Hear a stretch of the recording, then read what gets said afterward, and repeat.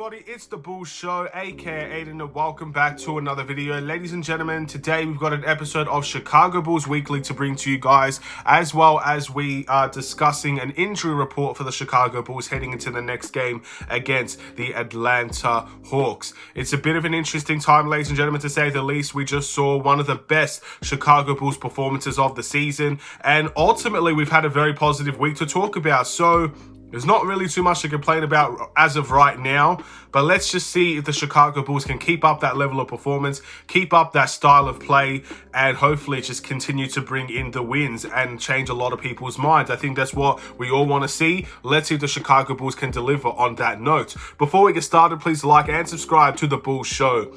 Turn notifications on and let me know in the comments below your thoughts about the Chicago Bulls and the overall week they had. Are you excited about the upcoming week as well and everything of that nature? I do want to discuss the injury report first. I want to talk about Alex Caruso. Ladies and gentlemen, Alex Caruso will be out against the Atlanta Hawks. He had a back strain, and ultimately I'm not sure how severe or I guess light the actual injury is, but he will be missing that game against Atlanta. So that's going to be a game that becomes a little bit more harder. Yes, Atlanta don't have DeJounte Murray. I think they have a couple of other guys that are injured as well, which will benefit the Bulls most likely. But Trae Young is the priority of that team most likely. He has the highest usage rate on the team. He's the ball handler. He dictates how everything is run on that Atlanta Hawks team. And Io has had a good track record against Trae Young. There's no doubt about that either. But with Alex Caruso, you're able to throw multiple bodies to Trae Young, which is something that unfortunately we might not be able to get to see. Now, if Javonte Green can come back, I don't actually know his injury status, so I apologize for that. I'm assuming he should be questionable to play against the Atlanta Hawks tomorrow or in a couple of hours' time as well. But if you get Javonte Green back, you might be able to throw a couple of different people at Trae Young to see what he's able to do. He also attracts a lot of fouls, so any chance of a foul trouble, we could be in trouble there as well. But he's going to be a guy that could be very dangerous in this game. We're going to be very careful about that. But I do trust this Bulls team to deliver on the night, and I hope that we can walk away with a strong win there. But with all that being said, let's look at the Bulls Weekly, ladies and gentlemen. We've had 3 games to discuss throughout the week, and we went 2-1, which again is very, very positive to see. The first game actually was the game that we walked away with a loss against the Sacramento Kings. We lost this game 110-101. This game reminds me very similar of how we actually played the Warriors. The Warriors was a team that really went out to a big lead. The Bulls fought back all the way back to about a 1-point deficit. And then at the end of the day, the Bulls simply just could not get the job done. They could not get over the line. The Kings made a strong push towards the end of the game. So did the Warriors. The Kings actually beat the Chicago Bulls team. And the Kings are the second highest offensive team in the NBA. We actually did very well in, I guess, limiting them to 110 points, which is something that they've not been accustomed to in terms of other teams. They've been scoring very, very well in the NBA thus far. So the Bulls did well defensively, I would say, in this game. But at the end of the day, a lot of stagnant offense, struggling performers, not the best ball movement. And that's been the biggest part of our losses, is when our offense has been extremely stagnant and when guys are not delivering on the offensive side of the ball. Our defense has not been the biggest issue for the Bulls. It's been our offense. Our defense can be, from quarter to quarter, a big problem. But for the overall defense that you see, it's not been the biggest problem for this team.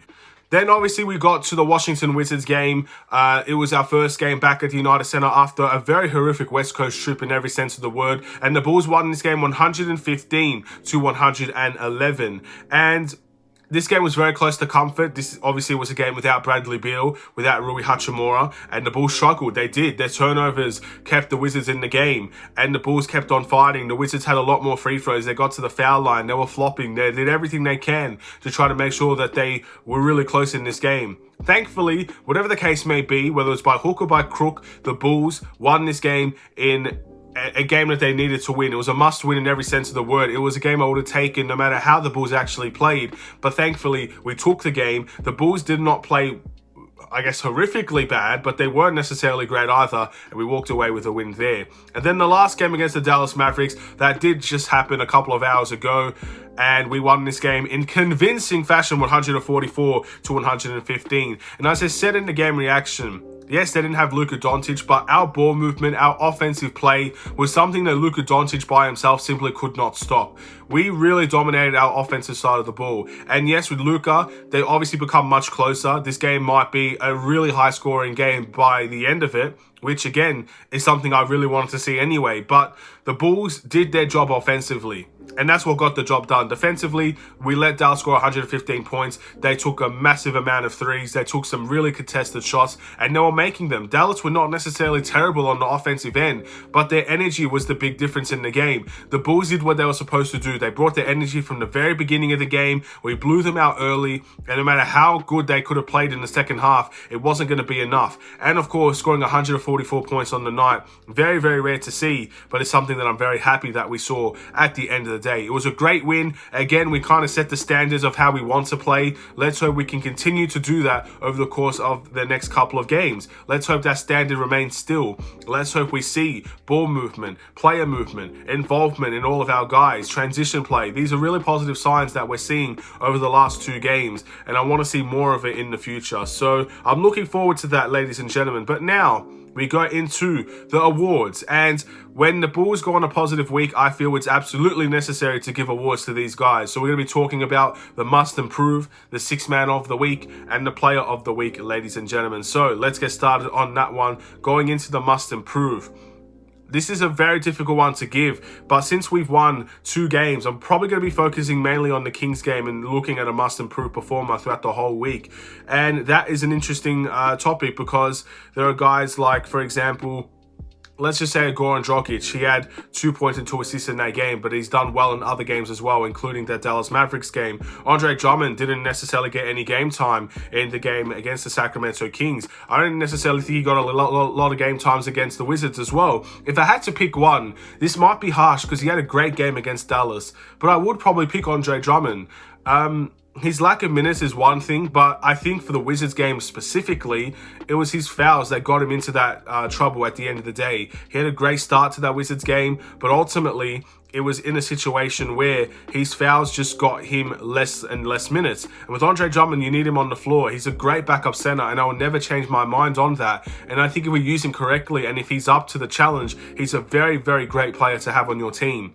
But again, I think that Wizards game really sticks out to me. Obviously, the Kings game wasn't great either, but he did have a very stronger game. He had a stronger game against Dallas. So I would pick my must improve to be Andre Drummond, but it's not going to be by a lot, ladies and gentlemen. Looking at the 6th man of the week, this might come as a shock to you guys, ladies and gentlemen, but I'm going to pick Ayo Dosunmu for the 6th man of the week. There's one thing that I'll never discredit from him, and there are times where you want him to attack more, you want him to be aggressive. Off of the bench, Ayo Dosunmu has been very aggressive for this team. He had a great game against the Dallas Mavericks. He had 17 points, I believe it was. Yes, it was in starters minutes, but he brought his bench mentality into that starting lineup, and he did very, very well. He had 6 points and 3 assists against the Sacramento Kings, and even against the Wizards, I think he did solidly well in that game. He had 8 points and 2 assists on that night as well. Consistent, good stuff from Ayo Dosunmu, and I think the bench unit is actually working well for him, and you will expect him to start in the next game against the Atlanta Hawks, so be prepared for that one as well. And my player of the week, ladies and gentlemen, is actually going to go to Zach LaVine.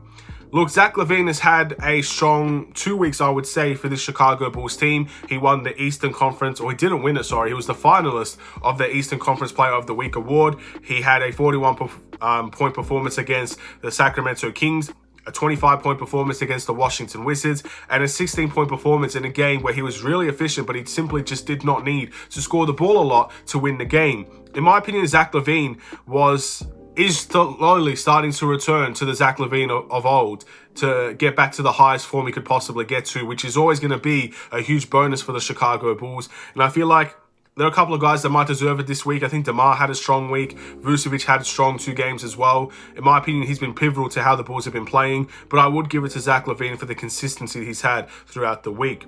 With that in mind, ladies and gentlemen, we've got 3 games to look forward to next week. Obviously, the game in a couple of hours' time against the Atlanta Hawks will be one of those games.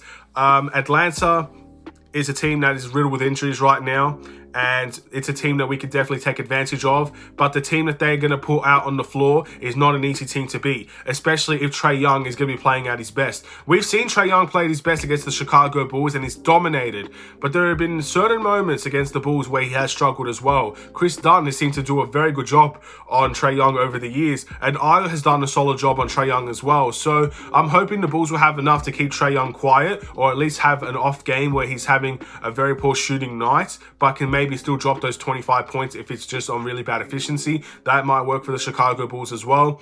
But it's going to be a tough test.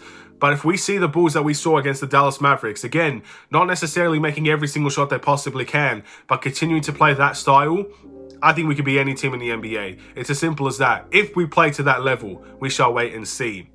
Then the Bulls got 2 games against the New York Knicks. Both of them are at home, which I find extremely surprising. In all honesty, I don't know why both of the games for the Knicks and the Bulls are at home. I feel sorry for the Knicks in that way, because I'm sure they want to return home back to New York. But they're going to have to deal with it, ladies and gentlemen. We versed the Bulls and the Knicks the first time around.